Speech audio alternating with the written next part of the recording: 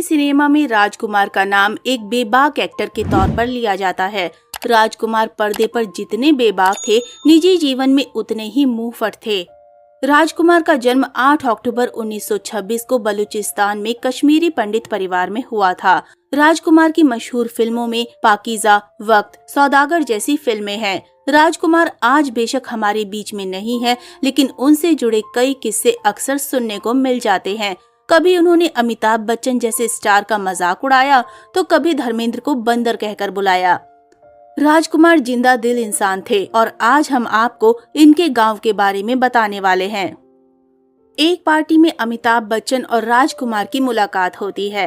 राजकुमार उनके सूट की तारीफ करते हैं। इससे पहले कि अमिताभ बच्चन कुछ बोल पाते, उससे पहले राजकुमार मजाकिया अंदाज में कहते हैं कि दरअसल मुझे अपने घर के लिए कुछ पर्दे सिलवाने हैं। ये बात सुनकर अमिताभ बच्चन भी मुस्कुराने लगे। राजकुमार का असली नाम कुलभूषण पंडित था और उनका जन्म 8 अक्टूबर 1926 को बलूचिस्तान में एक कश्मीरी पंडित परिवार में हुआ था। फिल्मों में काम करने से पहले वो सब इंस्पेक्टर के पद पर कार्यरत थे। उनके थाने में अक्सर फिल्मों से जुड़े लोगों का आना जाना लगा रहता था। इसी क्रम में एक बार डायरेक्टर बलदेव दुबे किसी काम के सिलसिले में उनके थाने आए थे। वो राजकुमार के बात करने के अंदाज से इतने प्रभावित हुए कि उन्होंने उन्हें अपनी फिल्म शाही बाजार में बतौर एक्टर काम करने का ऑफर दे दिया। राजकुमार पहले से ही अभिनेता बनने का मन बना चुके थे, इसलिए जब उन्हें फिल्मों में काम करने का ऑफर मिला तो उन्होंने तुरंत फिल्म का ऑफर स्वीकार कर लिया और अपनी सब इंस्पेक्टर की नौकरी से इस्तीफा दे दिया। फिल्मों में आने के बाद उन्होंने अपना नाम बदलकर राजकुमार रख लिया।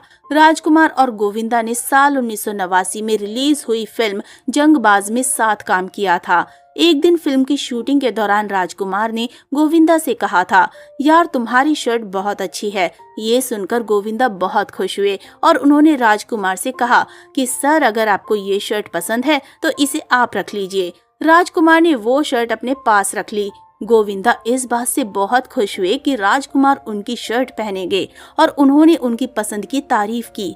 2 दिन बाद फिल्म के सेट पर गोविंदा ने देखा कि राजकुमार ने उस शर्ट से रुमाल बनाकर अपनी जेब में रखे हुए थे।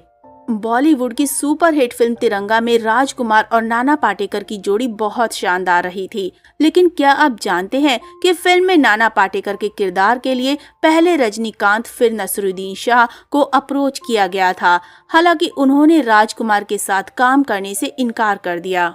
फिल्म के निर्देशक मेहुल कुमार सबसे पहले रजनीकांत के पास गए, लेकिन उन्होंने ये कहते हुए फिल्म में काम करने से इनकार कर दिया कि मैं राज साहब के साथ काम नहीं कर सकता। सेट पर कुछ टेंशन हो गई तो मैं क्या करूँगा। उसके बाद वो नसरुद्दीन शाह के पास गए। उन्होंने कहा कि मुझे आपके साथ काम करने में कोई प्रॉब्लम नहीं है, लेकिन मैं राज साहब के साथ काम नहीं कर सकता। उसके बाद मेहुल कुमार ने किसी तरह नाना पाटेकर को फिल्म में काम करने के लिए राजी किया, लेकिन नाना पाटेकर ने फिल्म में काम करने से पहले ये शर्त रखी थी कि राज साहब फिल्म के सेट पर कुछ भी इंटरफेयर करेंगे तो मैं फिल्म में काम नहीं करूँगा।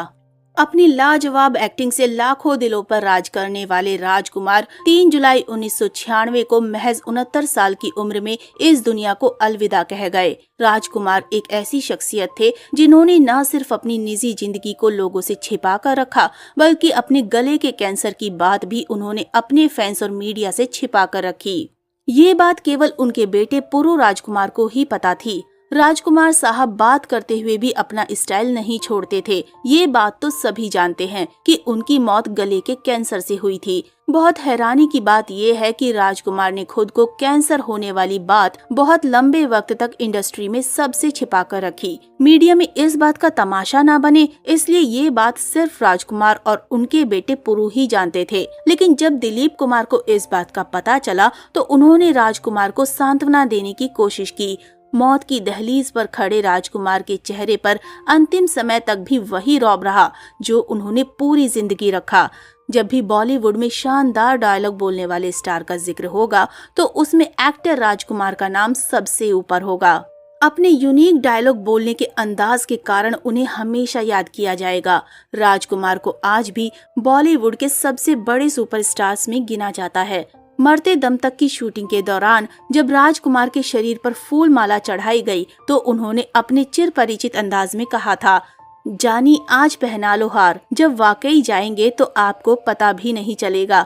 और ऐसा ही हुआ भी। कैंसर से जूझ रहे राजकुमार एक दिन अचानक ही इस दुनिया को छोड़कर चले गए। कहा जाता है कि राजकुमार को असल जिंदगी में समझ पाना बहुत मुश्किल था।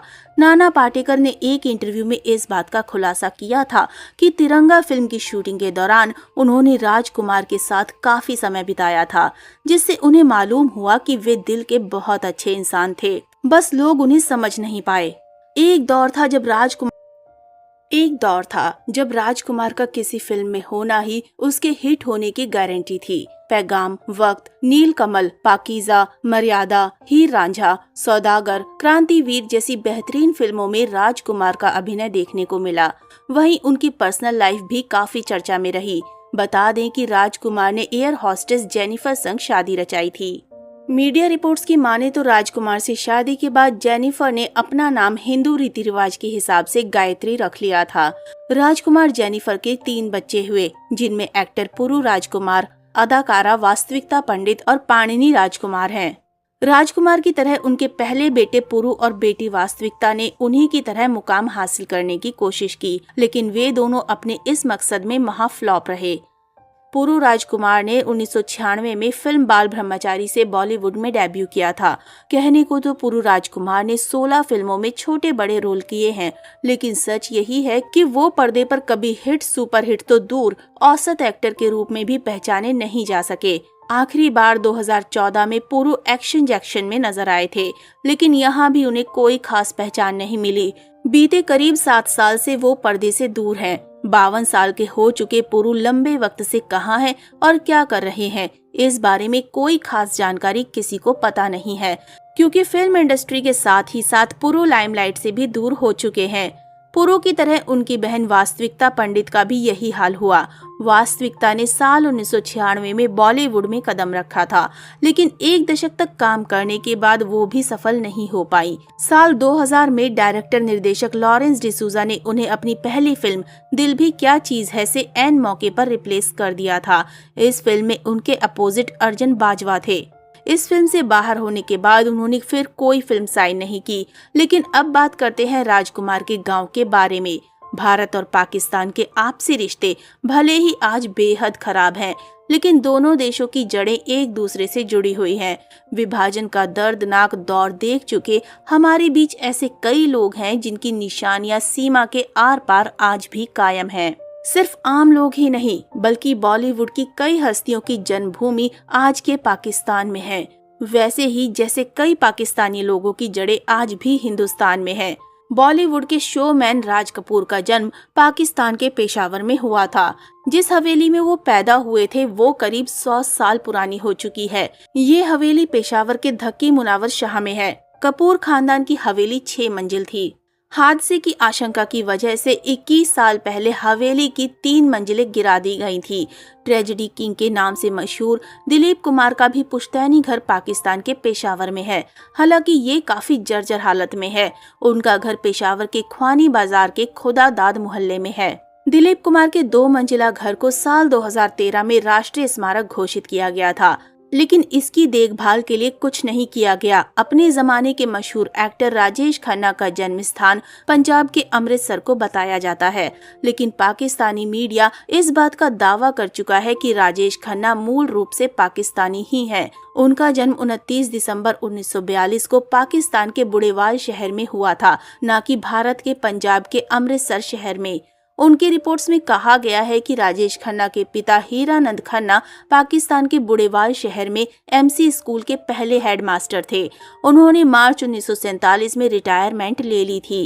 उनके घर की बिल्डिंग का नाम जटा निवास था। ये भी कहा जाता है कि राजेश खन्ना का असल नाम जट्टा खन्ना था।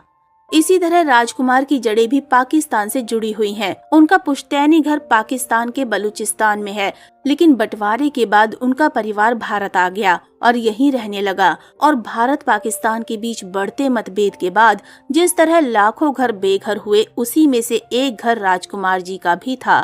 तो दोस्तों, अभी के लिए बस इतना ही। मिलते हैं अगले वीडियो में। तब तक आप सब अपना ध्यान रखिए। Bye bye.